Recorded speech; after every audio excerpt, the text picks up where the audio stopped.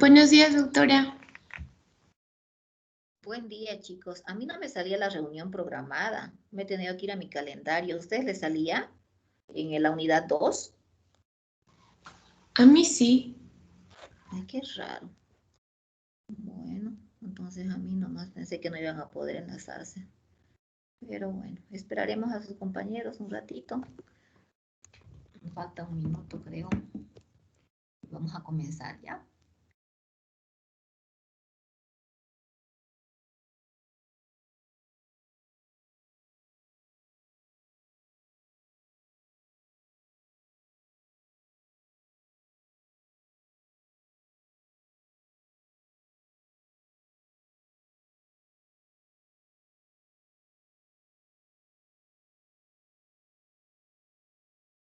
Doctora, disculpe, ayer yo falté porque tenía que hacer unos trámites. Un ratito les adjunto las fotos de mis trámites para que pueda justificar mi falta de ayer, por favor.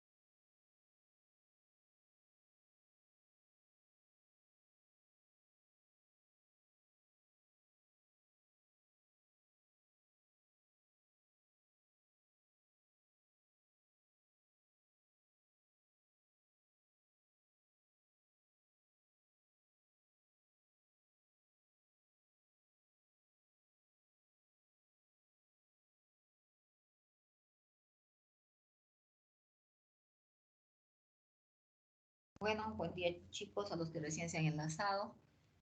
Vamos a continuar el avance, pero no sin antes repasar un poco, evaluándolos, ¿no es cierto? 23. A ver, para los que quieran participar. ¿Cómo hemos clasificado los agonistas colinérgicos? ¿Quién va a responder esa pregunta?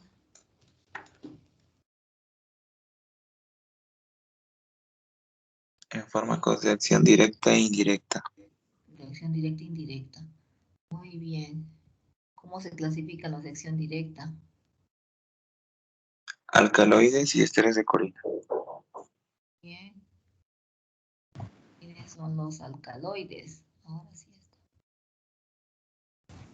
Era pilocarpina, nicotina y lobelia. Muy bien. ¿Cuál es su apellido? Hurtado, doctora. Ah, ya. Está, casi le pongo colinérgico. Hago colinérgicos. Bien. Ya. A ver, otra persona. ¿Qué características tenían los organofosforados? ¿A qué grupo pertenecen? Coméntenme todo lo que han aprendido ayer. ¿Qué efectos? ¿Cómo Doc, se puede evitar ese efecto? ¿Sí? los organofosforados eran los más peligrosos porque tenían un enlace covalente y se podía decir que estos duraban hasta más de 10 horas su efecto. ¿Ya? ¿Por qué? ¿Por qué duran tanto? ¿Qué Por- características estructurales tienen? Porque tenían, eran cuaternarios y se unían por enlaces covalentes. Ya, es covalente, pero será cuaternario, terciario, ¿no? Entonces, Era terciario, Doc. Dijo que porque igual esos tienen mayor facilidad para atravesar la membrana lipídica. muy bien. Sus dos apellidos, chicos. Su compañera. Castellanos. Y su compañera está bien lo que dijo hasta Barral. Barral. Entonces, ¿qué más? Son más peligrosos, duran más tiempo. En el momento en que dicen peligrosos, tóxicos, ¿Qué cambios se puede desencadenar con los organofosforados? Doctora, por ejemplo, usted dio el ejemplo del malatio y el paratio, si mal no me equivoco, Ya, y que en el caso del paratio era tóxico para el humano, mientras el malatio era tóxico para los insectos porque funcionaba como un insecticida. Pero había un órgano fosforado que no era tóxico para el humano y era el ecotiofato. muy bien. ¿Cuál es su apellido? Ibarra. Ibarra, ¿ya? ¿Qué podemos hablar en relación a lo que es la hidrólisis? ¿Qué cambios se presentan con los organofosforados? Paratium, malatium, sumán, sarín, maloxón. ¿Mm? Hablaba de una ruptura, o sea, una unión por la acetilcolinesterasa que se producía al romper su unión, ¿no? Con el fósforo, el proceso de envejecimiento. Muy bien. Bueno, y decíamos de que una vez que se produce el proceso de envejecimiento es difícil de revertir el efecto tóxico en el paciente, ¿no? A no ser que se ataque o se actúe antes de este proceso. ¿A través de qué tratamiento? ¿Cuál es su apellido? Yo soy Castellanos. Usted mismo. Regeneradores de colinesterasa, doctora. Los regeneradores de No. la colesterasa. Muy bien. ¿Cuáles son? Tal vez su compañera. Pralidoxima sería DOC, que es uno de los regeneradores de la colinesterasa, pero se tiene que dar antes del envejecimiento, porque después es irreversible. Muy bien. Su apellido, chicos. DASA, DOC. Ya.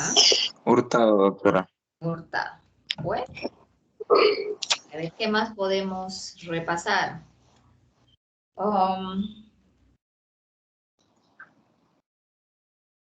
¿Cuál será el efecto a nivel a nivel gastrointestinal? Y acá podemos un poquito relacionar con la diapositiva, ¿sí? A nivel Aumento de gastrointestinal es el aumento del peristaltismo, la Ya. disminución del tono de los esfínteres y el aumento de las secreciones. Muy bien, entonces, ¿qué aplicación terapéutica estamos viendo con estos fármacos? ¿Para qué patologías? Para las constipaciones, Ya, puede ser, puede ser. Otras patologías y su apellido. También para la sequedad bucal es la Agánico, sintomatología de la Sequedad. cerebralina. A ver, voy a irme al otro lado, los visualizo para ver sus manos levantadas. Mientras tanto, su apellido. Ibarra. Ibarra, ¿quién más era? Centeno, doctora. Centeno. Muy bien. ¿Qué más? ¿Qué más quieren aportar? Está muy lento mi internet, chicos. No puedo ver. ¿Qué más pueden aportar? Doc dijo que también servía como tratamiento, si no me equivoco, para la enfermedad de Hirschsprung o el megacolon congénito, Muy bien. debido a que le ¿Ustedes? produce una dilatación proximal. Ya. Para el hilio paralítico también, doctora. Ilio paralítico. Aganglio. Doc también era para la esofagitis por reflujo, ya que esto llega a aumentar el tono del esfínter esofágico. Magnífico. Ahora denme sus apellidos. Vamos a parar un ratito. Velarde. Castellanos. Castellanos, Velarde. Y, a ver, Araya. ¿Qué quería comentar Araya? Voy abajo su mano. No, yo no levanto mi mano. Ya. Bueno, a ver. Entonces decíamos de que los fármacos también presentan cierta afinidad, ¿no? Por sus receptores, ¿sí? A ver, una última pregunta. ¿Quiénes son? Háblenme de los agonistas colinérgicos de acción indirecta. ¿Por qué se denominan indirecta? ¿Quiénes? ¿En cuántos subgrupos se clasifican? Doctora, Doc, Ya, Lorena Ibarra. Bueno, Ibarra. A ver, alguien que no haya participado. Si no hay, volvemos con Ibarra. Velarde también ya participó. A ver, ¿quién más? Centeno, ya participó, creo, Centeno. Para que no se quejen los chicos. Estoy con Ticona y luego Pérez. Adelante. Ya, Doc, es indirecto porque no van a actuar directamente sobre el receptor, sino sobre lo que lo destruye, por así decirlo, lo que es la acetilcolinesterasa, lo que nos dijo, se van a dividir en 3 grupos que serían los de alcoholes simples, los ésteres del ácido carbámico y los órganos fosforados. Muy bien. Icono. ¿Quién era el próximo? Yo, doctora, como bien dijo, de forma indirecta serían los inhibidores de acetilcolinesterasa, que los alcoholes simples que están conformados por amonio cuaternario, los ésteres de ácido carbámico y son igual de amonio cuaternario terciario y derivados orgánicos de ácido fosfórico, como el ecotiofato. Muy bien. ¿Cuál de esos es el que dura menos y cuánto tiempo? ¿Quién se anima? No hay manos. Seguimos con Pérez. La acetilcolina sebo, ¿cuánto tiempo dura? 20 segundos. 5 a 20, si no me equivoco. Bueno, Sí. puede variar con los libros. El caso nos dice 2 a 10 minutos, ¿no? Ya, a ver. ¿Qué más podemos saber para tomar en cuenta su participación a sebo? Los efectos a nivel respiratorio.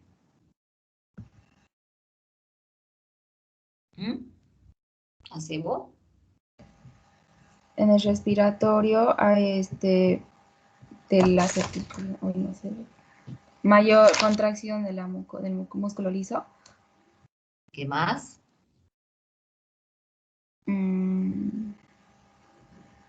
Uy, otra persona, a ver. No sé quién está levantando la mano. Barral, creo. Pero, ya, a ver, Barral. Respiratorio, que era lo que quería complementar. No está. Vamos a dejar. Estimulación de las glándulas. ¿Se me escuchó? No, no se ha escuchado. ¿Podría ser una broncodilatación, la producción de óxido nítrico? A ver, analicemos. Barral. ¿Qué error hay en Barral? Sería Miranda. Broncoconstricción. Estoy con Miranda. ¿Quién dijo Doctora, este va a causar lo que es la broncoconstricción y también la mayor secreción de las glándulas. ¿Por qué? Porque se va es lo que se va a activar los receptores muscarínicos, en este caso los de tipo M3. Muy bien, Miranda, ¿no? Qué bien, chicos, me están repasando. Y no hay dónde perderse, todo está facilito, ¿no? ¿Y qué me pueden decir sobre el efecto a nivel cardíaco? ¿Está Argote o Zambrano? Reducida la frecuencia cardíaca, si no me equivoco. Ya, Argote, ¿qué más? Y por ende, hace un momento mencionaron algo. Argote. Disminución de la fuerza de contracción. De la potencia del corazón también disminuye. ¿Qué habíamos dicho con los receptores? Receptores variaban, ¿no es cierto? En corazón, si nosotros analizamos corazón, tenemos aurículas, ventrículos. ¿Qué dijimos sobre ello? Ahorita ya vamos a repasar. ¿Nada más? ¿Nadie más? Bueno, entonces volveré a mi diapositiva. ¿Por qué se sale?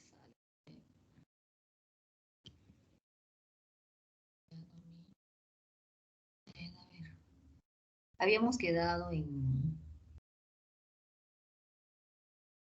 Ese es otro tema. Habíamos quedado...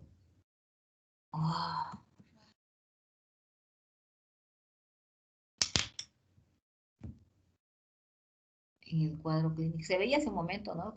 El cuadro de la pilocarpina, ¿no?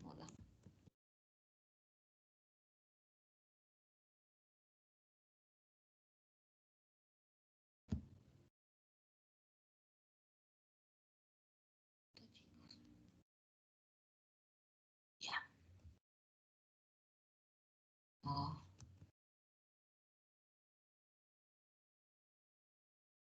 Esto ya lo hemos visto.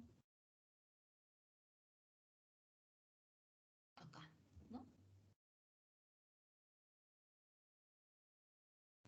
Uy, después reemplazar es difícil.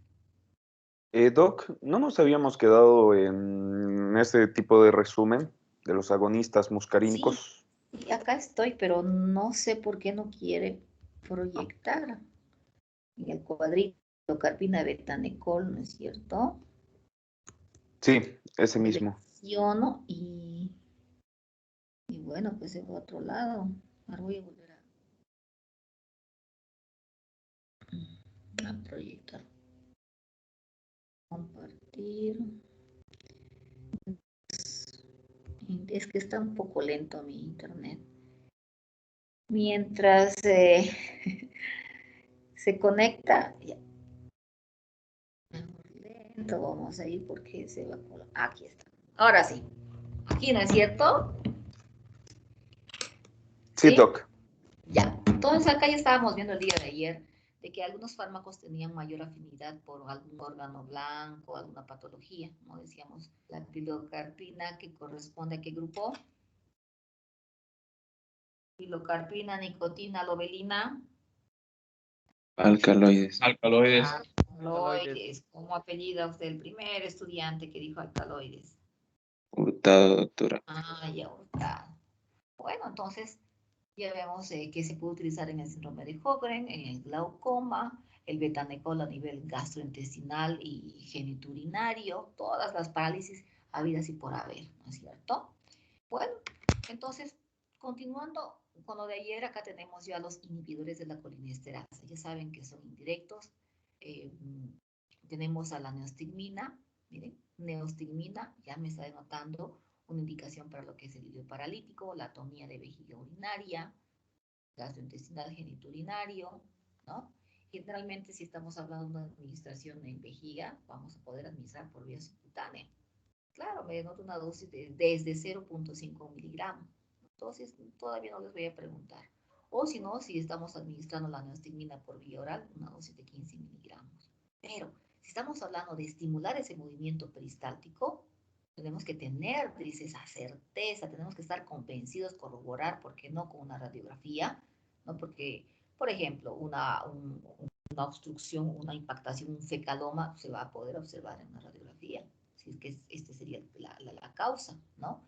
O si estamos hablando de una obstrucción mecánica, podremos ver en una radiografía la presencia de, ¿por qué no?, de un objeto punzocortante. Sabemos de que hay pacientes de todo tipo, psiquiátricos, que se introducen o ingieren o toman, ¿no?, hasta vidrio molido, ¿no? Pero en el caso de ser una tijera, por ejemplo, no vamos a desencadenar este peristaltismo, porque vamos a poder más bien desencadenar una perforación, ¿sí? Entonces tenemos que tener esa certeza de que no se trata, por ejemplo, de esta obstrucción mecánica, ¿no? Y si no, bueno, proseguir.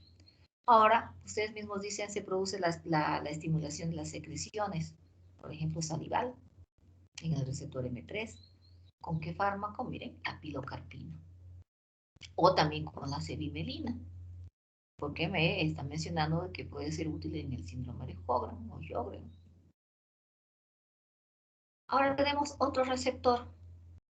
Van a recordar, ¿no? Decíamos parasimpático, NN, NM, nicotínicos. Acá estamos viendo al NM. Estamos hablando de la miastenia gravis, una patología que, a ver, ¿quién sabe algo de miastenia gravis? Yo, doctora. Ustedes, más fuerte, se lo escucha lejos. Soy Muñoz, Ricardo Muñoz. Ya, Muñoz. Sería una enfermedad que afecta a la unión neuromuscular del músculo esquelético. Ya. También creo que es un proceso autoinmunitario que ocasiona la producción de anticuerpos, Ya. los cuales reducirían el número de receptores nicotínicos funcionales. Muy bien. ¿Algo más? ¿Otra persona? Nos vamos a ir. Entonces ya su compañero dijo, ¿no? La miastenia gravis se considera una patología autoinmune que puede evolucionar de forma crónica o puede variar en cuanto a la presentación del cuadro de persona a persona, ¿no? Con una alteración en la transmisión neuromuscular en el receptor NM, donde va a haber una reacción por parte de nuestros anticuerpos contra nuestras mismas células, ¿no es cierto? Si hablamos ya de la signosintomatología, mi paciente podrá denotar una pesadez, dice, en los párpados. No va a poder abrir los párpados, que me va a causar la diplopía, la visión doble, ¿no? Va a poder presentar dificultad para deglutir, dificultad para respirar, o miren, una debilidad muscular, ¿sí? No solamente en los miembros superiores, también en los miembros inferiores. Esta debilidad muscular a veces, bueno, es ascendente o puede ir evolucionando hasta que el paciente, por ejemplo, reciba una ventilación asistida. Esto es algo de la miastenia gravis, ¿sí? Estos agonistas colinérgicos van a ser utilizados para tratar, primero para diagnosticar y después para tratar la patología. En el caso del diagnóstico, miren, se puede, dice, administrar de forma parenteral aledrofonio, vía intravenosa, una pequeña cantidad. Ya su compañero decía, el paciente no contrae, no hay una contracción muscular, ¿sí? Donde inicialmente el paciente se sentía cansado. Al momento de administrarle esta pequeña dosis, puede mejorar la tonicidad muscular. A veces no. Entonces hay que esperar, dice, unos aproximadamente, ¿no? Unos 45 segundos, cierto tiempo. Y si no, se puede aumentar la dosis a 8 miligramos más a lo que ya hemos administrado. Tampoco es tan así, chicos. Hay libros que nos dicen 5, pero lo que se sugiere es que sea 10 miligramos. Entonces, si el paciente está presentando la miastenia gravis, va a presentar cierta mejoría. Ahora, ¿con qué fármaco estamos intentando? El edrofonio. Y eso, compañero, decía, dura poco tiempo. Tiene un enlace electrostático débil. Por eso, el paciente va a presentar una mejoría en la fuerza muscular, pero que va a durar poco. En 5 minutos puede durar. Pero, sin embargo, esto puede ser útil, dice, para realizar un diagnóstico de la miastenia gravis. Obviamente habrán otros métodos de diagnóstico, pero acá, desde el punto de vista de los agonistas colinérgicos, esto es lo que vamos a resaltar, rescatar, ¿ya? Entonces sirve para el diagnóstico. Pero también vamos a ver que también se pueden utilizar para el tratamiento a largo plazo. Es una patología autoinmune, ¿no? No se puede curarse, no se puede controlar. Y en este caso, se pueden utilizar 3 fármacos, la piridostigmina, el ambenonio y la neostigmina. Donde los 2 primeros se pueden dar cada 6 horas. Tendrá mayor duración de acción que la neostigmina, que se administra cada 4 horas. ¿Sí? Ahora, estos fármacos se administran durante el día de preferencia, que es cuando el paciente necesita realizar actividades o necesita trabajar. ¿Ya? Eso, en cuanto al diagnóstico y tratamiento en la miastenia gravis. Bueno, estamos viendo que también estos fármacos van a ejercer su efecto a nivel cardíaco. ¿Y qué va a ser el edrofonio?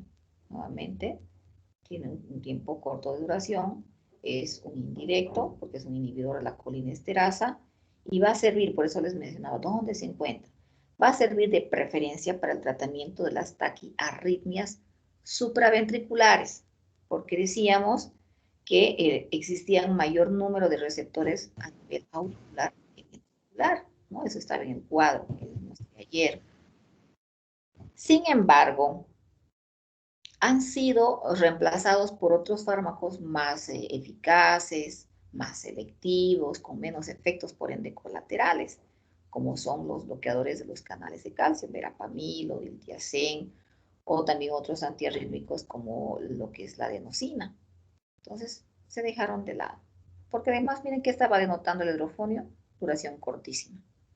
Y sabemos en las arritmias que estas pueden llegar a exacerbarse de un momento a otro, repetirse y generando mayor complicación, ¿no? Si bien se estabilizan, nuevamente toman el mando, alguna otra alteración, ¡pum!, desencadena ya no solamente una arritmia que está denotando una una alteración en la frecuencia, sino pudiese ser una arritmia por mecanismos de reentrada, peor todavía, ¿no?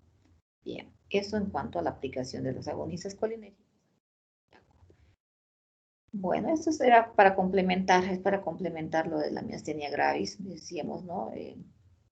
Inhibidores de la colinesterasa, hablamos de neostigmina, piridostigmina, o situamos en cuenta de que esta patología es una patología autoinmune, administrar inmunosupresores, por ejemplo, los corticoides, otros como la azatioprina, la ciclosporina, administrar una inmunoterapia a través de la realización de plasmaféresis, una cirugía o hasta incluso vacunas, pero esto es lo que nos interesa, ¿no? La parte que nos está explicando, recordando a los inhibidores de la colinesterasa, ¿no? Entonces, inhibidores de la colinesterasa como la piridostigmina, las dosis podrán oscilar entre 30 a 60 miligramos 3-4 veces al día, de acuerdo a la necesidad del paciente, ¿no? Mejor si tenemos fármacos que presenten un efecto prolongado, porque durará pues hasta la noche, aunque no lo necesite mucho el paciente, para que tal vez haga sus actividades en casa.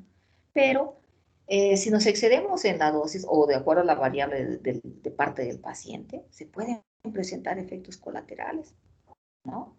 Ayer estábamos mencionando los efectos terapéuticos o los efectos, ¿no?, que se pudiesen evidenciar, normales, fisiológicos, pero ya un efecto colateral podrá desencadenarnos algo más allá, ¿no? Una diarrea, cólicos abdominales, una cialorrea, náuseas, vómito, diarrea, ¿no? Esto me está denotando el efecto agónico que sea extralimitado. Entonces, se puede revertir estos efectos colaterales a través de la administración de un fármaco antagonista, ¿no? Porque el agonista eran todos los que hemos mencionado, directos e indirectos, ¿no? Entonces, por eso acá estamos viendo de que se van a bloquear con la atropina, que ya llegaría a ser el prototipo de los antagonistas colinérgicos, donde la atropina se puede combinar, me dice, ya sea con el difenoxilato o con la loperamida. Tal vez han escuchado, ¿no? Loperamida antidiarreica.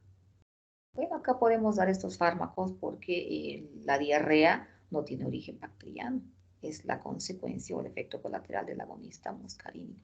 Desde el punto de vista del tratamiento de diarreas, ¿no es cierto? Hay que tratar las diarreas dependiendo de la etiología. Si es bacteriana, antibiótico antes que un antimuscarínico. Porque si damos un antimuscarínico, ¿qué es lo que vamos a lograr? Una sobreproliferación bacteriana, mayor complicación en el paciente. Pero en este caso no hay riesgo. Antimuscarínico. Decíamos atropina.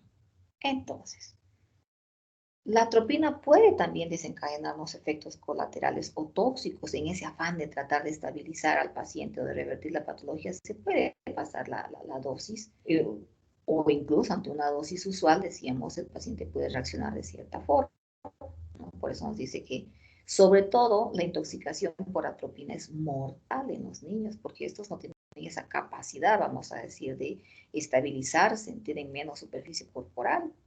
Entonces, en ellos puede evidenciarse arritmias, alteraciones de la conducta.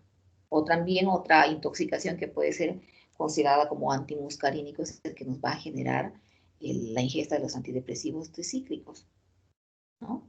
Que nos van a producir, me dice, un bloqueo muscarínico severo, es decir, un efecto antimuscarínico, ¿no? ¿Qué debemos de hacer? Si estamos hablando de la intoxicación por antimuscarínicos, por antagonistas colinérgicos, tengo que dar un agonista colinérgico, ¿sí? ¿Se entiende? Y en este caso, vamos a emplear la fisostigmina, ¿no? Fisostigmina, neostigmina, piridostigmina. ¿A qué grupo pertenecen? ¿Directo, indirecto? ¿Ah? Indirecto.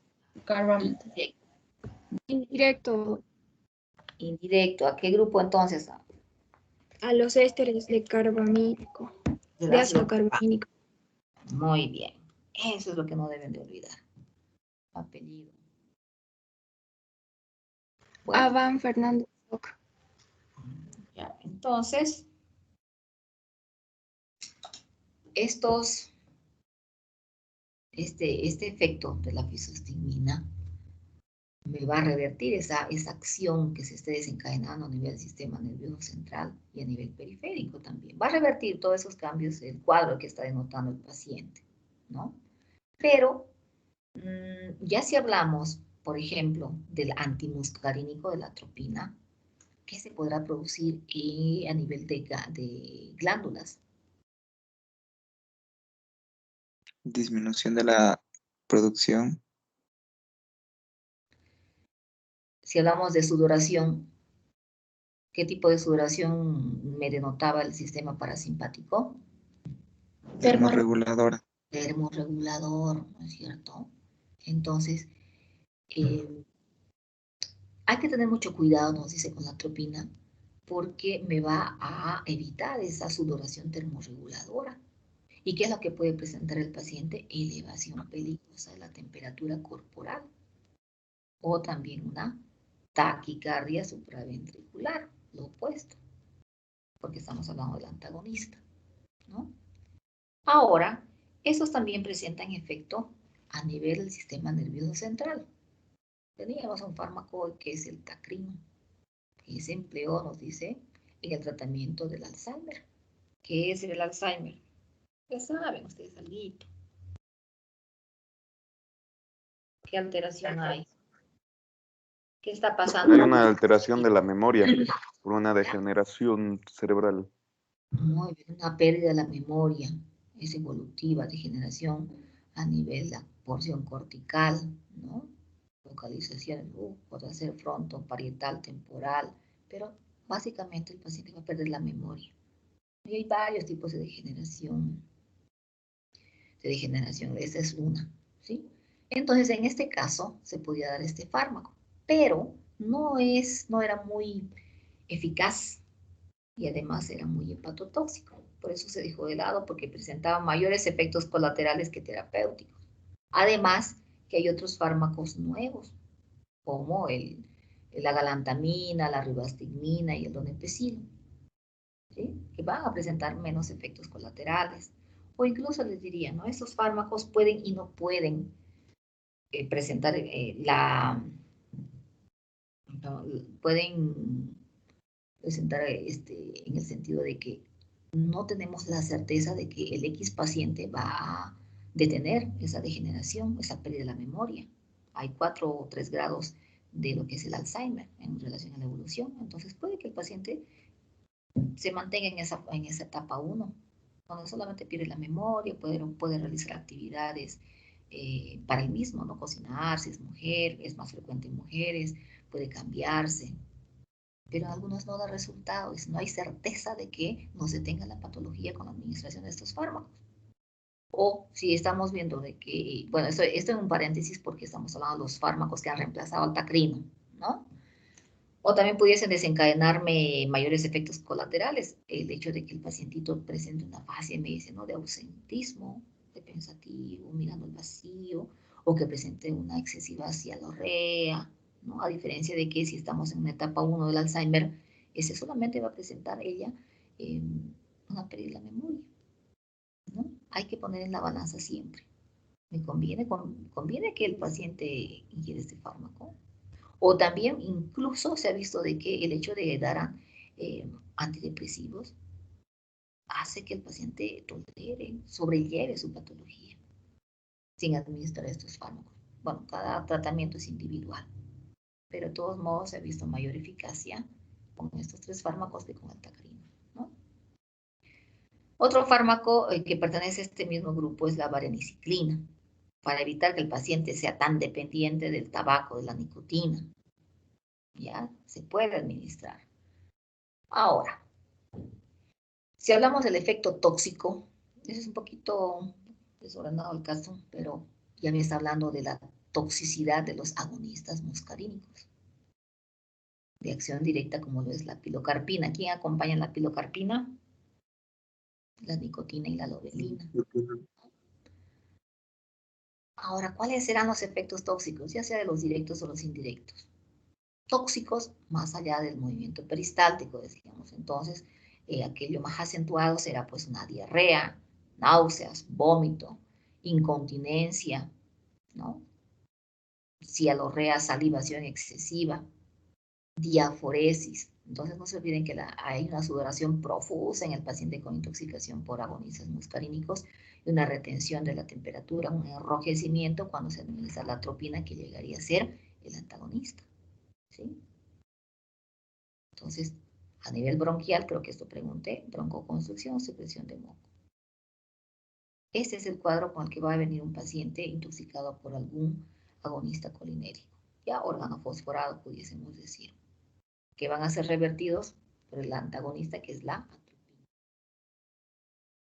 Si hablamos de los estimulantes nicotínicos, tenemos dos tipos de intoxicación, aguda crónica, ¿no? Ustedes han leído en el libro, dice que aproximadamente 40 miligramos de nicotina pueden desencadenar la muerte en una persona.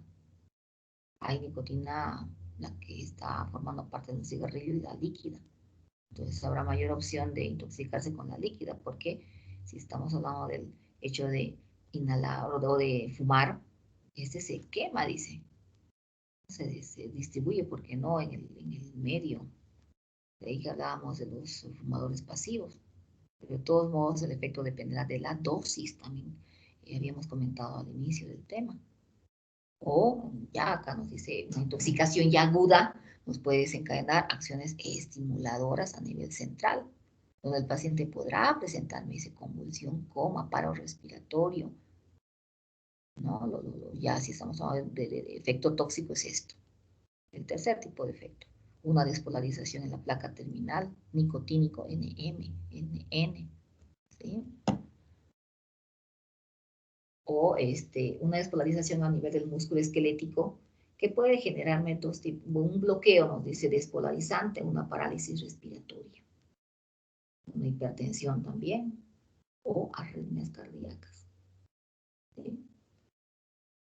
Ahora, la intoxicación crónica, por mucho tiempo, evolutiva, está en relación a la cantidad, a la dosis, el acúmulo que puede desencadenarse en el paciente, y puede manifestar alteraciones vasculares,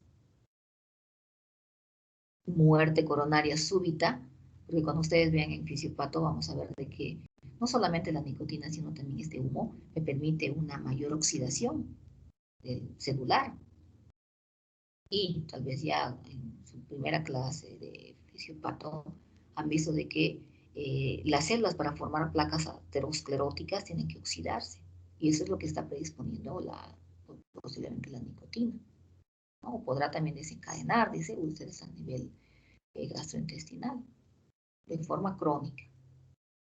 Bueno, otras cáncer y demás, ¿sí? En relación a los inhibidores de la colina, ¿se están ubicando, chicos?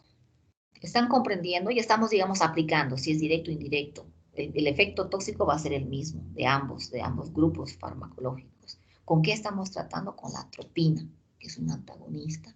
Y las manifestaciones ya las hemos repasado en los diferentes receptores, ¿no?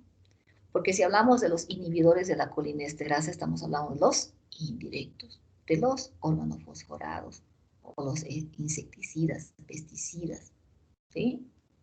Entonces el cuadro va a ser igual. Miren, miosis, salivación excesiva, diaforesis, constricción bronquial, náuseas, vómito, diarrea, alteración del sistema nervioso central. La diferencia aquí está en la clasificación y el tipo de efecto, directo o indirecto. Si estamos hablando de un efecto tóxico, ¿no? Primero, al mencionar este cuadro. ¿Qué se puede hacer en ese tipo de pacientes? Hay que mantener permeable la vía del paciente, la ABC, ¿no? Mantener los signos vitales. Y si hemos visto, ustedes lo han dicho también, los organofosforados son muy liposolubles. Hay que evitar que se siga absorbiendo, por ejemplo, por la piel. Habíamos dado el ejemplo de esa persona que estaba fumigando, ¿no? Parcela, donde ayudado con el sol, había una vasodilatación por parte del galón y también de parte de la piel, que me desencadenaba mayor difusión, mayor toxicidad. Entonces tenemos que evitar esto. Y ya han debido aprender en primer semestre, ¿no? Hay que desvestir al paciente, sacar la ropa. Si está consciente, bueno, un baño, una duchada, o si no, limpiar, evitar la absorción. Porque en piel tenemos, ya ustedes también saben, tenemos una superficie amplia, más una sustancia liposoluble, igual a toxicidad. Entonces, después de que se realiza esto, otra medida será el de administrar la atropina, el antagonista colinérgico, por vía parenteral. Ahora, ¿por qué me está diciendo pralidoxima? Bueno, ya me dijeron que este es un regenerador de la acetilcolinesterasa. Dependerá, por eso, del tiempo que ha transcurrido, ¿no? Desde el momento en que se ha intoxicado hasta el momento en que ha llegado al hospital. Si todavía está un poco estable el paciente, podemos suponer de que no se produció ese proceso de envejecimiento y podemos revertir ese cuadro. ¿Sí? Y con ese nuestro tema de agonistas colinérgicos. ¿Alguna duda hasta aquí, chicos? Estamos adelantados con ustedes. ¿Qué dudas tienen? Está todo claro, ¿no? O ustedes díganme.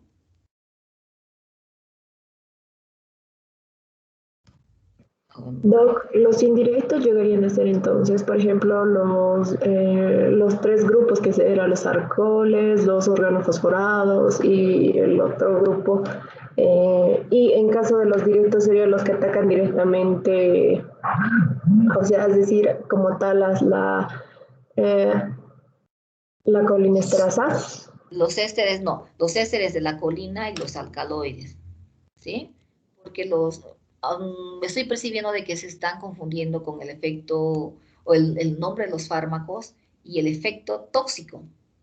Los fármacos me van a generar peristaltismo, salivación, ¿cierto? La saliva será la necesaria para realizar la mezcla, ¿no? Pero no confundan, ¿ya?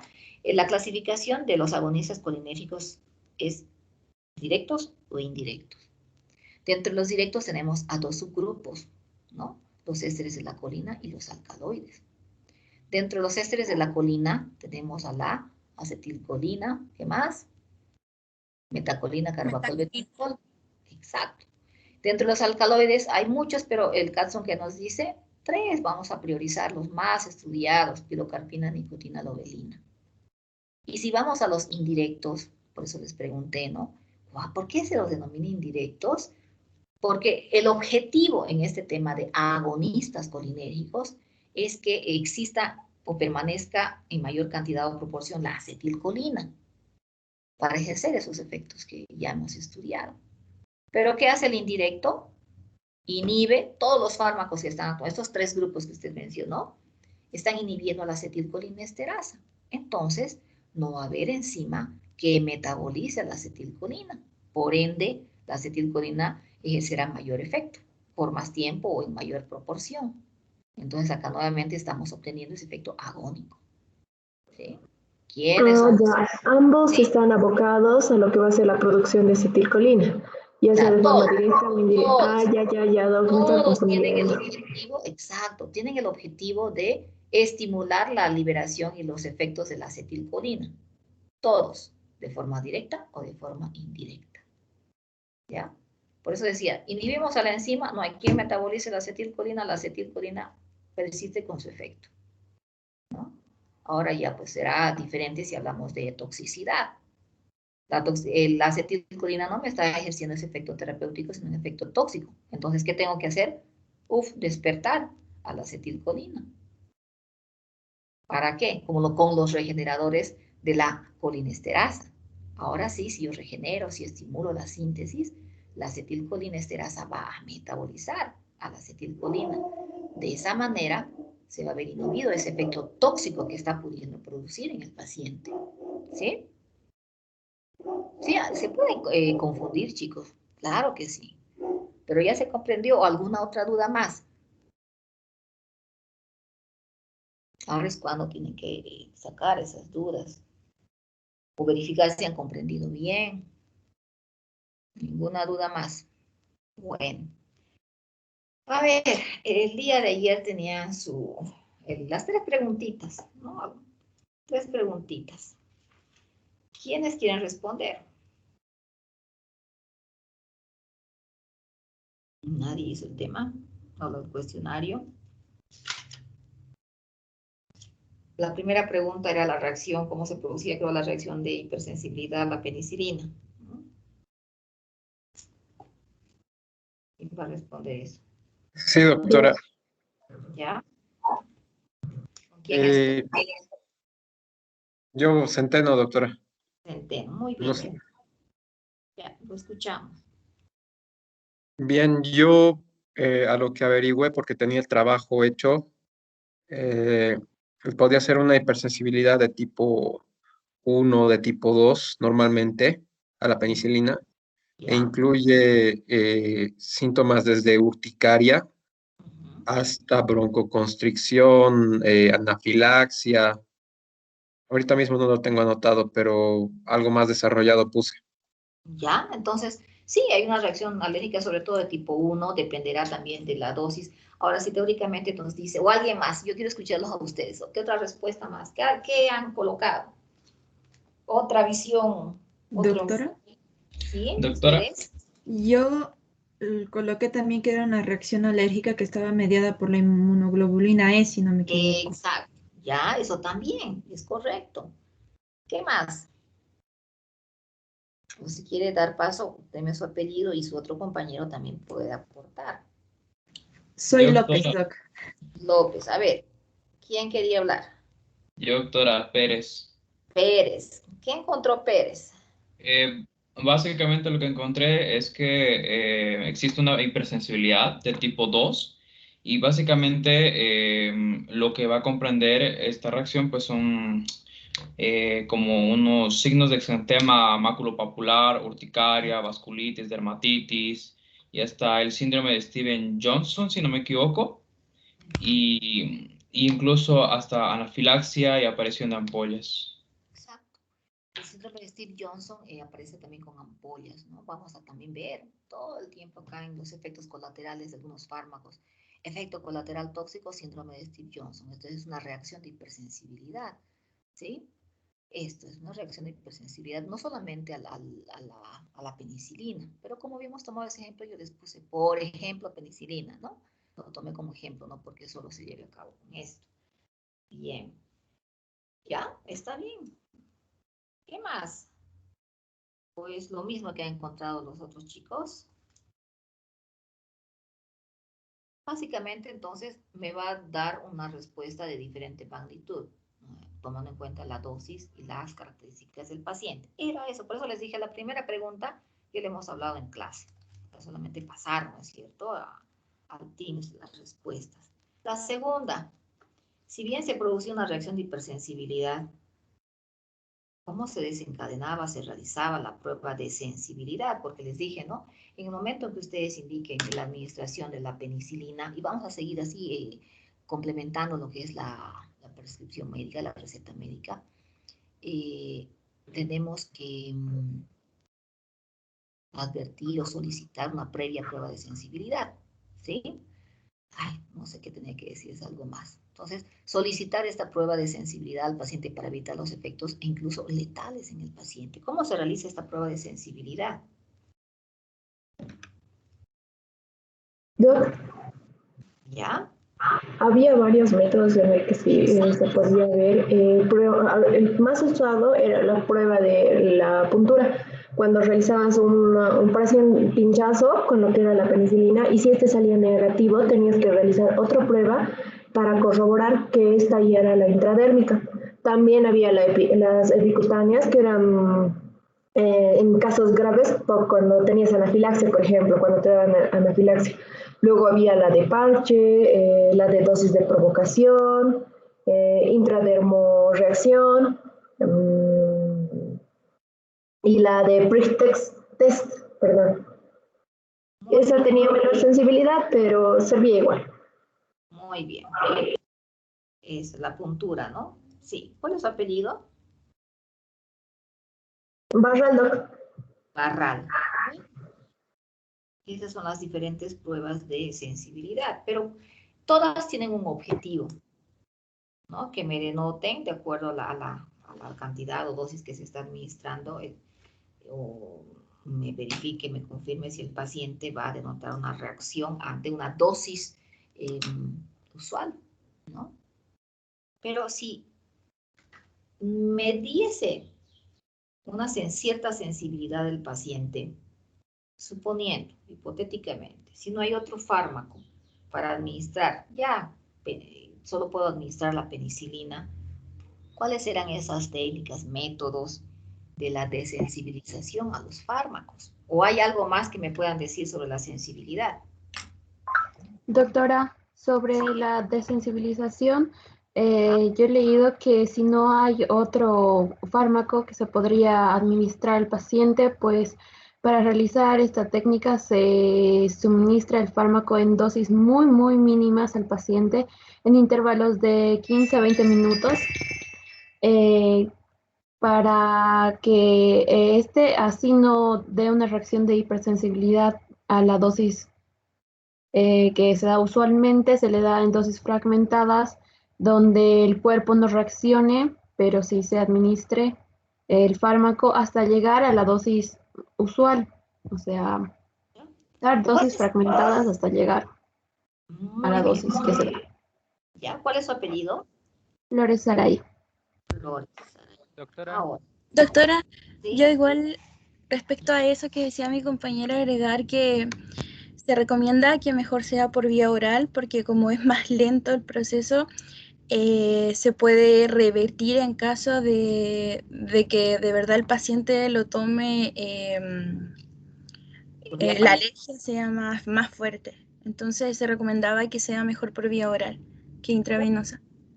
¿Ya? En un centro, bueno, puede ser en un hospital de segundo nivel o un hospital que tenga terapia, ¿no? Una atención. Sí, decía que tiene que estar controlado el paciente. Exacto. Muy bien. ¿Cuál es su apellido? Zambrano Contreras. Zambrano Contreras. Doctora, disculpe. Sí, lo escucho. Me voy a ir para que levanten sus manos. ¿Quién estoy? Lejos lo escuchamos, un poquito más fuerte. Ricardo Muñoz. Muñoz y después Argote. Tengo una duda, o sea, aparte de eso, cuando vamos a hacer esta reacción a la penicilina, ¿en estos casos hay que pedir permiso a la familia? Porque que yo sepa, sí se pide para evitar porque podría de cierta forma llegar a un extremo y causarle la muerte. Claro. Toda sustancia, todo tratamiento, medida o decisión sobre el paciente lo tiene que autorizar la familia. O si depende, ¿no? Si no está consciente la familia, si está consciente el mismo paciente puede firmar. Hoy ustedes van a ver, ¿no? En cirugías, en técnica quirúrgica, además que tenemos una hoja donde la autorización puede estar de parte de, o la firma tiene que estar o autorizada por parte del mismo paciente o de los familiares. Imagínense si presenta una reacción anafiláctica, el paciente se muere. Van a verificar. ¿Autorizó el paciente? ¿No autorizó? O, bueno, esto es, digamos, para comprender un poco más los diferentes conceptos, ¿no? Hipersensibilidad, desensibilización, comprender qué otras opciones tenemos. Esto, claro, se deja de lado y se utilizan otros fármacos. Se pueden utilizar otros fármacos. Es más, ya hemos mencionado algunos de ellos. ¿Ya? ¿Qué me quiere decir Argote? ¿Qué quiere complementar? Yo leí en un documento, no me acuerdo, era de una universidad, pero había un tipo de desensibilización que la llamaban lenta, que era para ciertos medicamentos, pero estos eran con pequeñas dosis, pero en intervalos de 24 hasta 48 horas. Y no sé si estaba correcto, pero de todas formas lo puse. Sí, se dice, ¿no? Se puede durar, bueno, diferentes tiempos de duración. Puede durar 2 horas, puede durar 6 horas, puede durar 24 horas, ¿no es cierto? Este proceso de desensibilización. Ahora, otra finalidad de este proceso de desensibilización, suponiendo que no hay otro fármaco, bueno, con los antibióticos y con los antineoplásicos también se dice, ¿no? Lo importante es, como alguien dijo, obtener un efecto terapéutico.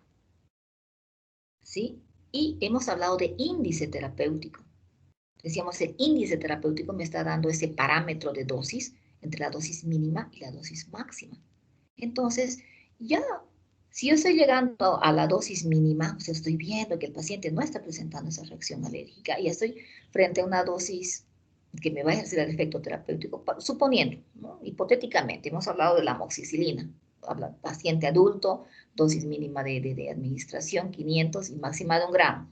Si se llegase a una dosis de 500, esa es mi dosis mínima que me va a ofrecer un efecto terapéutico. Entonces me quedo aquí. ¿Para qué voy a continuar administrando cada 2, cada 4, por 24 horas al paciente si ya yo puedo obtener un beneficio? Ya no necesito llegar a una dosis de 1 gramo, ¿no? Eso es lo que el objetivo del proceso de desensibilización.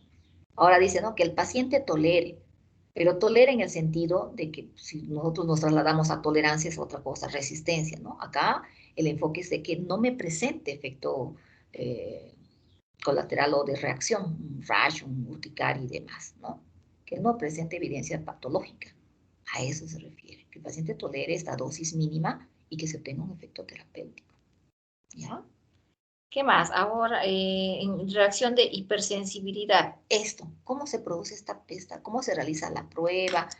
¿Qué tenemos que hacer? ¿Quién quiere comentar? Y como ustedes creo que hasta acá nomás vamos a ver porque estamos... Por pruebas cutáneas, doctora. Ya, pruebas cutáneas. Pero suponga que es la penicilina benzatínica. ¿Cómo se realiza esa prueba? ¿Han leído? ¿Han encontrado? Hurtado Centeno. ¿De sensibilidad, doctora? ¿O de desensibilización? Sensibilidad, de sensibilidad. Yo puse una vía intradérmica que es en 4 diluciones en agua destilada de 10 mililitros, ¿no ve? Hay que bajar el contenido de la penicilina de 1 millón de unidades, más o menos creo hasta llegar a 100 unidades en 1 mililitro. Exacto, 100 unidades. Entonces, ¿no? De forma así descriptiva y práctica, se sacaba 1 ml de la penicilina ya preparada. ¿Sí? ¿Alguien más quiere? A ver, Gómez. También que por lo menos en la prueba de rascado y tanto también en la cutánea se tenía que esperar unos 15 minutos a la administración y luego de esto la enfermera o el personal de salud tenía que ver si hay una respuesta positiva o negativa a lo esperado. Sí, hasta incluso, ¿no? Ustedes han debido ver, hay la forma correcta de medir la reacción alérgica, donde se debe de medir específicamente la roncha, por así decirlo, el enrojecimiento que está presentando, y no así el halo, porque nos daría un falso positivo, ¿no es cierto? ¿Qué más? A ver, ¿dónde está Chávez? Pérez Chávez. Doctora, no sé si esto estará bien, pero hay uno que es la sensibilidad ocular, que se usa la penicilina benzatínica de 1.600.000 unidades, que se diluye en 5 ml de agua destilada y se pone una gota al ojo. Y si sale positivo es que, o sea, hay enrojecimiento de la conjuntiva. Bueno, primera vez que escucho que alguien diga que esta gota se diluye en 5 ml, porque que hemos visto muchas veces, ¿no? Que directo la gota de la penicilina la administran en la conjuntiva. Y hace un momento su compañero decía, tenemos que diluir 4 veces. Y acá estábamos, ¿no? Sacaron ml diluidos en 10. Y de esos 10, pensé que alguien iba a comentar esto, de esos 10 sacamos nuevamente un ml, un cc, que es lo mismo, y volvemos a diluir en 10, y así por 4 veces. Entonces, ¿se dan cuenta la dilución, lo diluido que está la penicilina? ¿No? Bueno, afortunadamente no se ve, ¿no? Muchas reacciones ante la administración de esta gota o de ese chorro que les colocan en ojo, pero no es lo correcto, ¿sí? Tenemos que diluir para evitar esos efectos de reacción de hipersensibilidad. Entonces esto era para que ustedes se den cuenta de cuál es el posible daño que se puede desencadenar en un paciente si no se solicita la previa prueba de sensibilidad, ¿no? Ahora, sí, es cierto, contamos con otros grupos de fármacos que van a presentar el mismo efecto. A ver, quién sabe, y hemos comentado en efecto, mecanismo de acción y grupo. ¿Quién recuerda?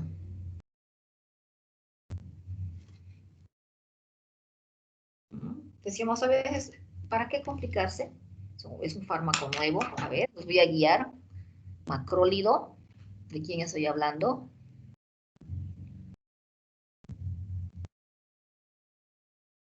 A ver, van a investigar. Les di en la clase pasada, sí, la clase pasada, viernes, jueves. Cuando les pedí antibióticos. ¿Alguien recuerda? A ver, busquen. Macrólido, ¿quiénes son los macrólidos? Aditromicinado. Exacto, ustedes flores, ¿no, Saraí? No, argote. Ah, argote. Argote. Entonces, se puede administrar la eritromicina de forma directa. Hay otros antibióticos, ya vamos a ver en antibiótico-terapia, que se pueden optar, son opciones, en vez de estar realizando todo esto. Claro, eso ha quedado en la teoría, ¿no? En teoría ha quedado, porque si contamos con el mismo efecto terapéutico, entonces estamos protegiendo al paciente y protegiéndose ustedes, ¿sí? Es cierto también que en cuanto a la desensibilización se opta por la vía oral, porque decíamos como ventaja, ¿no? Esta es una vía más segura en el momento que podemos discontinuar la dosis, ¿ya? ¿Qué más han investigado? Pero nomás esto para complementar los conceptos que hemos visto en el tema de farmacodinamia y terminología. ¿Algo más han encontrado? Yo leí, doctora, sobre desensibilización por vía oral. ¿Ya? Se dan, eso creo que era de España, que se solicitaba directamente de la farmacia las dosis ya hechas. Exacto. Y en 14 dosis se desensibilizaba. Sí. Entonces varía, ¿no? O como cuando les comenté del ibuprofeno, hay ibuprofeno que se puede, hay en gránulos. Y eso no han investigado. ¿Cuál es la diferencia de los gránulos, de los, el Alka-Seltzer es ¿qué presentación tiene el Alka-Seltzer? Efervescente, ¿no es cierto? Pues hay también ibuprofeno para, en estas tabletitas planas para hacer efervescente. Entonces, hay cosas que no hay y que no existen en nuestro país, ¿no? Otras formas ya, digamos, de presentación, o en este caso ya el mismo kit que está directo para ser utilizado. Puede ser. ¿Qué más? Nada más. Entonces, no era más eso el trabajo que... Y ahora podemos... de antagonistas. Terminamos antagonistas y podemos hacer casos clínicos también.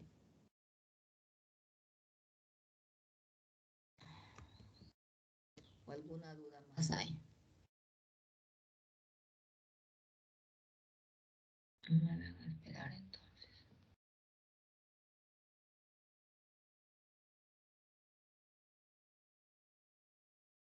A ver, ¿quién quiere hablar de jarabe suspensión? Mientras voy a proyectar la imagen. ¿Qué diferencia hay entre un jarabe y una suspensión? O emulsión. A ver, busquen.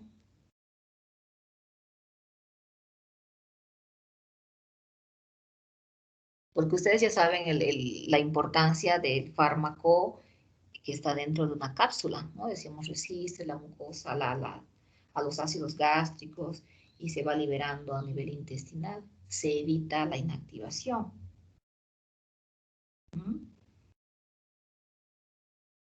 ¿Qué diferencia hay entre, otros fármacos? Crema, pomada y gel. La diferencia entre el jarabe es que se da por vía oral o es líquida, y la suspensión que se debe diluir con agua, mezclar. Claro.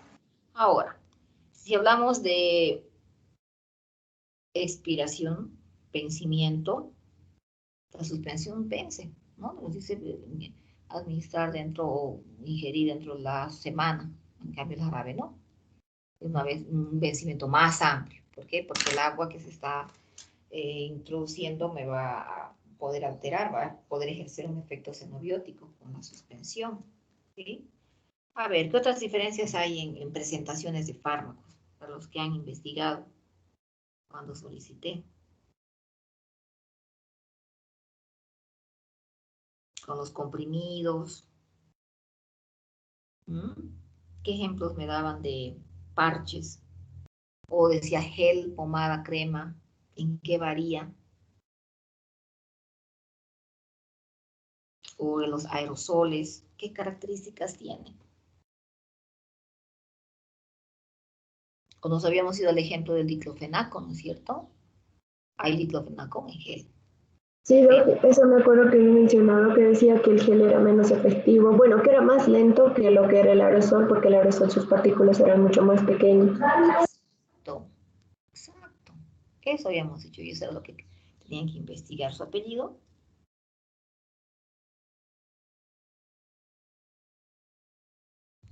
¿Cuál es su apellido? Bueno, a ver, ¿qué más podemos repasar para ya no estar? Si yo pregunto en qué consiste la...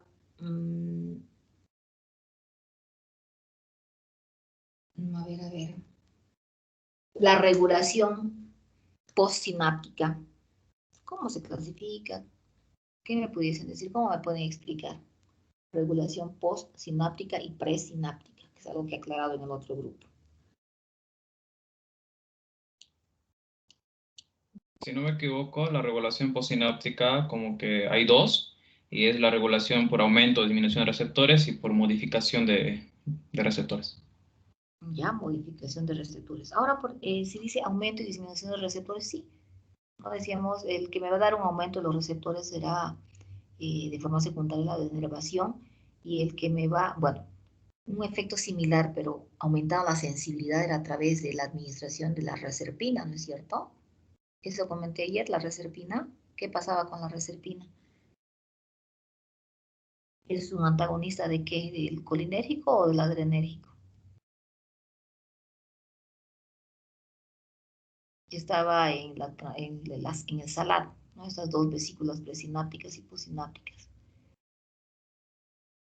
Entonces resulta de que la reserpina va a inhibir el almacenamiento de la adrenalina o noradrenalina, y por ende se va a liberar menos cantidad de adrenalina.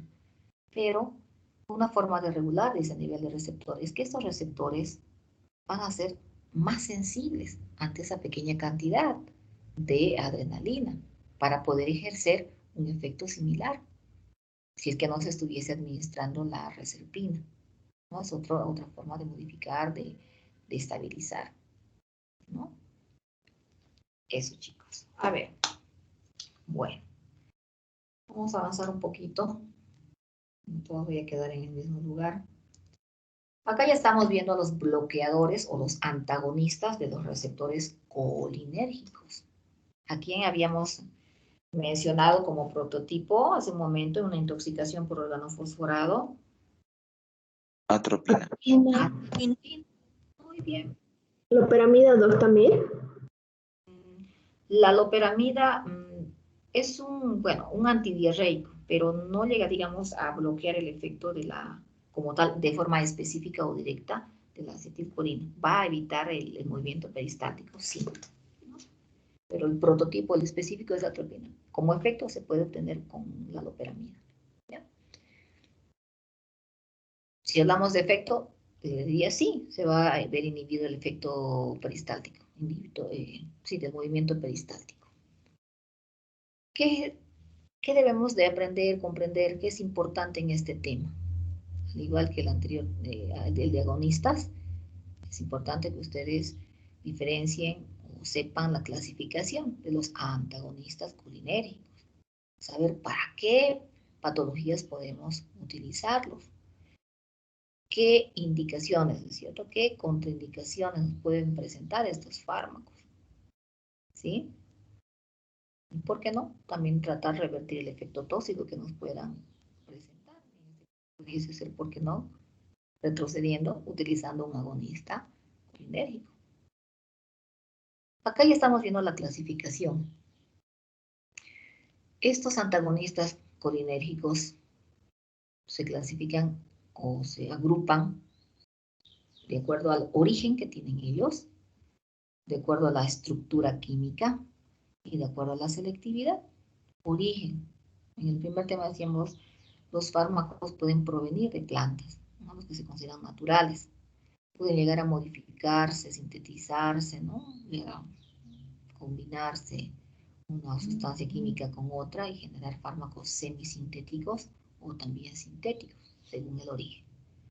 Según su estructura química, ya hemos visto que algunos, en el anterior tema, pueden tener una estructura terciaria o cuaternaria. Los terciarios son más potentes, más liposolubles que los cuaternarios. ¿Qué desventaja tenían los cuaternarios? Que el efecto no era duradero, el enlace era no covalente. O también se pueden clasificar como selectivos. Y ya ustedes saben, los selectivos, aquellos fármacos que ¿qué? Ahora vamos a dar oportunidad con esta pregunta facilita a alguien. ¿Qué es selectividad? La capacidad de unirse a un receptor específico y no a otros. Entonces, ¿cuál es la importancia de que se una a un solo receptor? Para causar un efecto específico. Efecto tóxico. Uy, una mezcla ahí. Para causar menos efecto tóxico. ¿Ya? Entonces, esa sería la ventaja de este grupo de fármacos antagonistas selectivos. Y acá vamos a comenzar con los naturales, según el origen. Le decíamos la atropina. Otro será la escopolamina. ¿Sí? Y nos dice, son ésteres alcaloides de la amina terciaria del ácido trópico. Bueno, para mí es suficiente, desde el punto de vista de la farmacología, que mantengan que la estructura es terciaria. ¿Ya? Yo lo he puesto completo para que tal vez lean, analicen. Ahora, el producto comercial de la atropina, hemos hablado de nombre genérico y nombre comercial. Entonces dice que el producto comercial de esta atropina, de este prototipo, es la D-iosiamina o L-iosiamina. Levogiradextrogia en bioquímica avanzada. Uno puede ser más potente que el otro, ¿no es cierto? Entonces, la atropina se conoce como iosiamina. Si es de origen natural, entonces está presente en plantas como la Atropa belladona o la Datura stramonium. ¿Ya?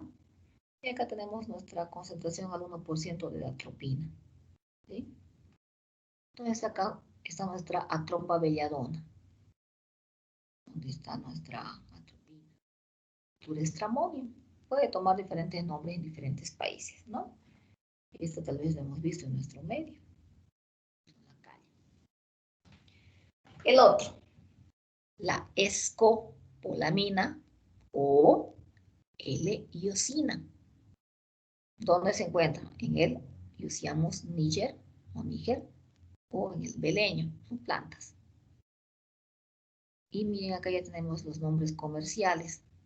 Buscopan, buscapina, pero el nombre genérico es escopolamina en ambos. Eso es lo que hay que fijarse de los fármacos. Imposible que podamos todos aprender los muchísimos nombres comerciales de los diferentes laboratorios, pero si vamos al nombre genérico ya sabemos de qué se trata. Ah, ese es un antagonista colinérgico, ¿no? El tipo de efecto ya será tal, tal, tal. Y no es más que lo opuesto que el agonista, que es lo que hemos estado repasando. Por eso, si ustedes saben el efecto agónico, no se van a confundir y van a saber el efecto de la escopolamina o de la atropina. ¿Sí? Entonces, la escopolamina se encuentra en el Iusiamus niger, otros nombres, burundanga o la belladona. ¿Sí? Hemos visto que toma el nombre comercial de buscapina o temixertal, antiespasmódico. Pero también nos dice que puede ser utilizado en la oftalmología. ¿Por qué? Porque es un anticolinérgico. A ver, ¿cuál sería ese efecto anticolinérgico posible? Hablando de efecto, no de patología. Como efecto anticolinérgico, ¿qué estaría presentando? ¿Una midriasis? Una midriasis. Midriasis. Una midriasis. Ah, y acá es cuando digo, ¿no? Que para alguna materia, visualizar fondo de ojo, se administran este anticolinérgico y practican entre ustedes, ¿no es cierto?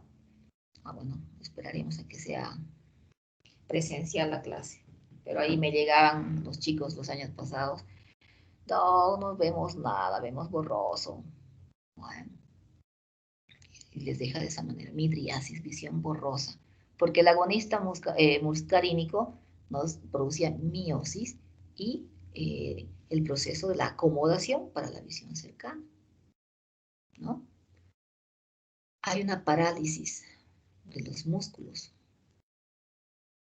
¿Ya? ¿Qué más? Nuestra otra planta que toma el nombre de también brumancia.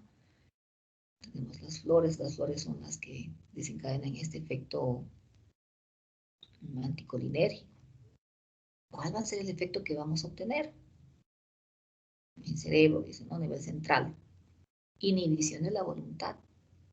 La persona va a obedecer, dice, órdenes, no va a estar como dormido, semidormido, va a estar desorientado, va a presentar amnesia, ¿no? Bueno, ahora hemos escuchado, ¿no?, las noticias, los que administran estos fármacos para robar, para cometer actos ilícitos en las flotas, ¿no? En diferentes locales. Ese es el efecto.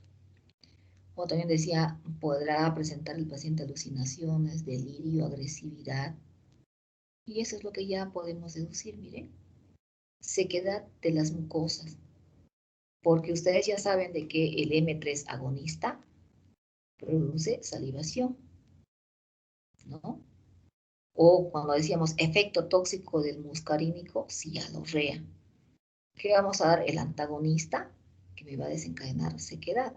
Más adelante vamos a ver que el libro nos dice hasta cuándo, cómo podemos nosotros guiarnos para administrar la atropina, hasta que el paciente muestre signos de toxicidad, podemos decir, o de sobredosis.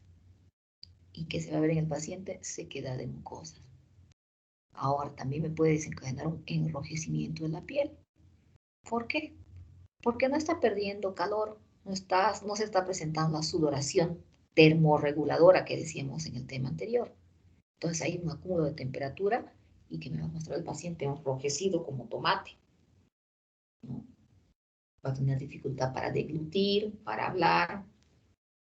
Ya decían ustedes, pupilas dilatadas, visión borrosa, aumento de la frecuencia cardíaca y retención urinaria, cuando en el agonista decíamos incontinencia, ¿no? Entonces, bueno, en dosis muy altas obviamente va a desencadenar daño a nivel cardíaco y a nivel respiratorio. Y eso es lo mismo. Decíamos pasivo, obedientes, la persona desorientado, amnesia, ¿no? Daño cardiopulmonar, alteración cardiopulmonar, enrojecimiento, elevación de la temperatura, ¿no? A ver, ¿qué más tenemos? Quedado en el otro grupo. Vamos a quedar, chicos, ¿ya? Antagonistas muscarínicos y sus aplicaciones. Mira, y ya no quiero avanzar esto porque tenemos que ver la clasificación. Tenemos los sintéticos y los efectos. Miren, por ejemplo, de la pirenzepina, telenzepina, ¿no? Son utilizados contra la úlcera péptica. ¿Por qué? ¿Cuál es el efecto el que se está desencadenando? A ver, deduzcan, como que ya saben. ¿Por qué se utiliza para el tratamiento de úlcera péptica? Inhibición de las secreciones. ¿Pero quién me está desencadenando la úlcera? ¿Qué secreción? Ácido gástrico. El ácido gástrico, ¿no? Porque el agonista que me producía movimiento peristáltico, el que servía para metabolizar los alimentos, desencadenar una buena absorción. ¿Cómo? Imagínense, proteínas, grasas, ácido gástrico. ¿Y? Entonces, si estamos hablando ya de como patología úlcera péptica, el antagonista va a inhibir esto. ¿Sí? Acá miren, también vemos atropina, midriasis, dijeron. Y esos eran otros fármacos. ¿Sí? Entonces, vayan leyendo, ¿ya? Pero hasta aquí se comprende, ¿no es cierto?, los efectos y la clasificación de los fármacos. Sí. Muy bien. ¿Alguna duda que haya quedado de algo, chicos? Doctora, este es el capítulo de fármacos antagonistas Colinérgicos, de o los también puede estar como colinorreceptores. bloqueadores. Sí, bloqueadores colinoceptores o colinorreceptores o colinérgicos. Ya, bloqueadores antagonistas también puede ser. ¿Sí? Ya, doctora, gracias. De nada, porque bloqueador es antagonista, ¿no? Ahora van a tener mucha paciencia, chicos, para que vaya al otro lado de las listas. Doc, es el capítulo igual de bloqueadores de los receptores muscarínicos, ¿no ve? Sí, es lo mismo, porque el muscarínico es un receptor del colinérgico, ¿no? Por eso inicialmente en autónomo decíamos, ¿cuáles son los receptores colinérgicos? Muscarínicos y nicotínicos. Ahora, Ahí está, gracias. ya nos menciona muscarínicos porque son los que tienen mayor aplicación, ¿no? Por ejemplo, si estamos hablando, vamos a ver mañana o la próxima clase, que los antagonistas a nivel ganglionar tienen poco uso. Tiene un breve periodo de duración, entonces se los ha relegado y nos menciona el caso. Y los otros libros igual, poco, no sé. Han sido relegados, discontinuados, no son muy eficaces. Espérenme, chiquitos, un ratito.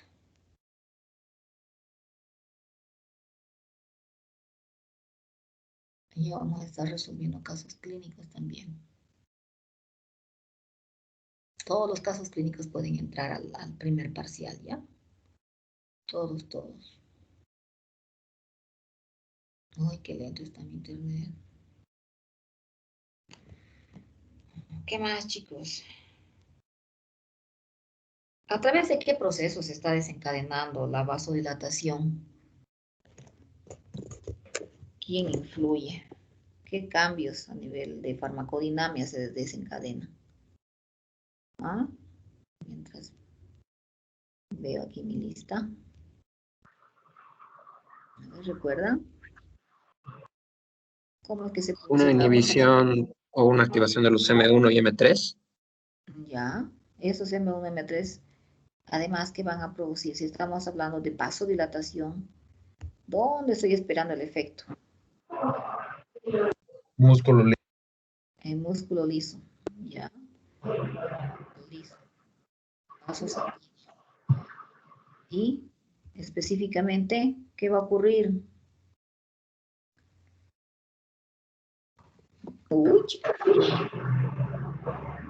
Producción de óxido nítrico. Exacto, producción del óxido nítrico, ¿no? Que dependía del factor relajante derivado del endotelio. El óxido nítrico, ¿qué más produce? ¿Qué estimula? Había una cascada que les dije, ¿no? Esto nos va a servir para angina, antihipertensivos. Es el mismo mecanismo de acción. La aplicación es diferente. Ya estoy, chicos, aquí. Avan. Presente, Doc. Acebo. Presente. Ya. Argote. Presente. Muy bien. Arnés Nicolás. Nicolás. Araya. Doc. Presente, Doc. ¿Qué decía su compañero? Doc. Dígame. Estoy con Nicolás. No puedo encender el micrófono, no podía, no me dejaba. Ah, ya. Bueno. Parral. Presente, Doc.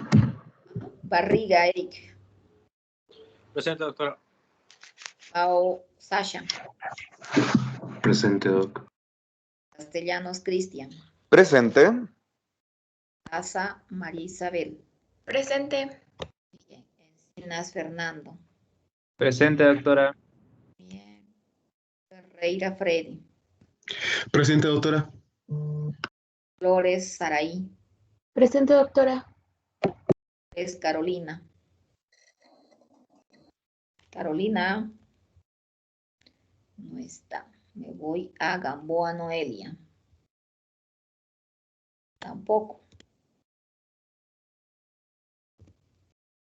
Vamos con Garay Jan. Presente, doctora. Es Fernando. Presente. Bien. Gutiérrez Dani. Presente, doctora. Gutiérrez Alejandra. Alejandra. Presente, doc. Ya. Presente, ¿me escucha? Sí. Sí. Gutiérrez Eddie. Presente, doctora. José Carla. Presente, doctora. Bien. Guaita Frank. Hurtado Jean Paul. Presente, doctora. Ibarra. Presente, doctora. Muy bien. Jaramillo Andrea. Presente, doctora. Bien. Loaiza Ludwig. Presente, doctorita. López Isabel. Presente, doctora. Melina. Luján, presente, doctora. Márquez Giovanna. Presente. Miranda Nayeli. Presente, doctora. No, Miranda, sí. Miranda Francisco. Presente, doctora. Miranda, no, Montaño Brandon. Presente. Mundo Corre Erika. Presente, doc.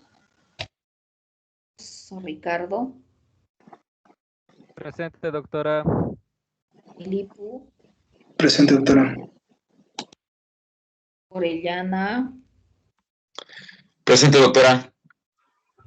Muñoz Natalie. Presente, doc. O. Presente, doctora. Parco. Pérez. Pérez, presente, doctora. Carro, Almendra. Presente, doctora. Ya. Rivera Javier. Presente, doctora. Riva Gardenia. Presente, doctora. Rocabado Laura. Presente, doctora. Bien. Sánchez Marisol. Presente, doctora. Ona Sharon. Presente, doctora. En Torrejón Sarita. Presente, doctora. Rico Diego. Presente, doctora.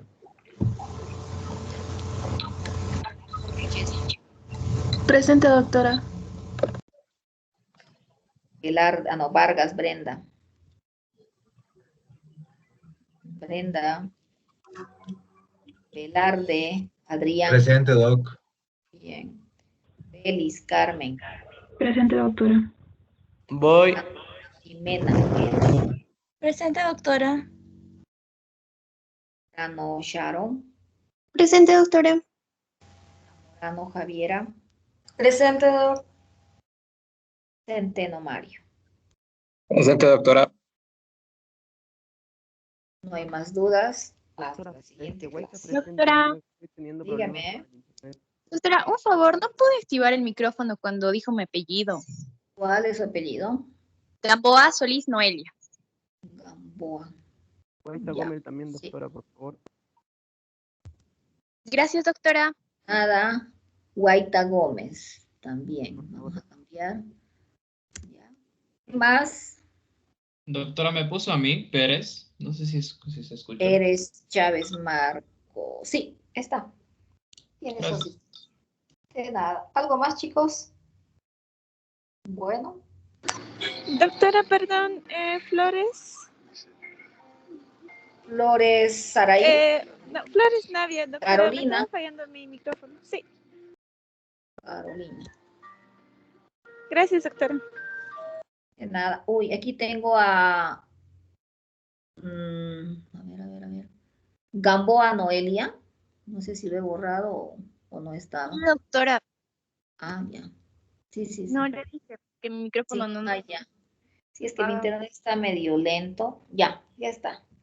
¿Quién más, chicos, o algo más? Que tengan un buen día.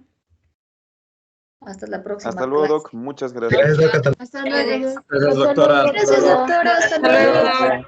Hasta luego, doctora. Chao.